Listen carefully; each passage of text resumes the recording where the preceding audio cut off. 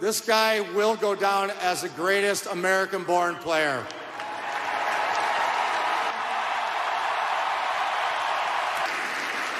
But just be careful, don't go stealing my thunder today. I can tell you now, that's exactly what happened. But wow, what a scene it was in Chicago. On the night where Chris Chelios got number 7 up in the rafters, dude rolled into the ceremony with his Cadillac, by the way. What a G. Legends all over the place, special stuff. But as if that wasn't enough, it was also the night one of, if not the best Blackhawk made his return in Patrick Kane. And they welcomed him with one of the longest standing O's you'll ever see. It was really something else. Even Chicago native Cindy Crawford made a center ice shot look like it was nothing. The new golden boy, Bedard, laid a hit on Kane. He's lucky he had the bubble on or I was going after him. We're gonna I'm telling you, everything was right in Chicago last night. Well, maybe not everything, but there's a reason they call him the heartbreaker. It was a great night, capped off with a great game. So let's see how it went down. To start, we went back and forth a bit before Bedard. Back to Kurashev. He shoots, and with the puck fumbling around the goal line, the Red Wings ultimately were able to keep it out. And so, as the first commercial break would come, we got it. The tribute to honor Patrick Kane, and the United Center was rocking.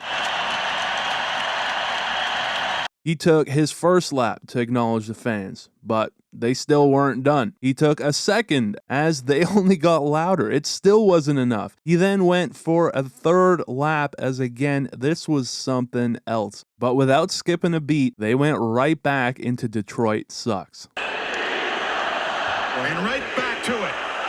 You gotta love it. But getting back to the game, again, Chicago played well, getting the better chances even as here. Anderson with the backhand, a dangerous play as it's loose here, but Reimer stops it again and then refused to move. Pushes himself out to make sure a view of that puck crossing the line wasn't even a possibility. On the other end, it was Mrazek with a stop here. It was a tight game until we got Sprong to Fisher, back to Sprong, and falling down, he scores. What a play here, a great release, and he breaks the ice with his 16th of the year. Coming right back, the Hawks had another fantastic chance here. But ultimately, the first would come to an end with the Red Wings up by 1. So we'll head over to the middle frame, where right out of the gate, Comfort robbed by Mrazek. You get the save on one end, and Johnson on the other shoots. It's stopped, but back to end whistle, and he scores. The fourth line gets it done, and just like that, we had a squared up hockey game. Then with 3 to go in the second, we got our first and only penalty of the game. Kind of crazy, but Raymond called for slashing would put the Hawks on the power play. So, set it up. Jones to Bedard. He shoots, and they score. Looked like it was Bedard, but it's actually Foligno screening in front, went off of him and in as the Blackhawks, with a great game, now up 2-1. But as the first 40 would come to an end, we'll now head over to the third, where midway through, and it's Bedard all alone, but Reimer with a great stop, as this may have been a death blow, but just as it was looking like maybe the Hawks were going to pull it off, the brink hit from behind the net, and he scores. Of course, it's him, another former Blackhawk from an impossible angle. He somehow squeaks this one off of Mrazek and in. Incredible goal as an octopus made its way to the ice. But we now had a squared up hockey game. Then Veleno to Sider and a nice stop again. Larkin to the middle and Mrazek, again, he really had himself a great game against his former club. Then we got this hilarious moment. Came off of a hand pass, so no one wants to touch it, and the play had to be called dead.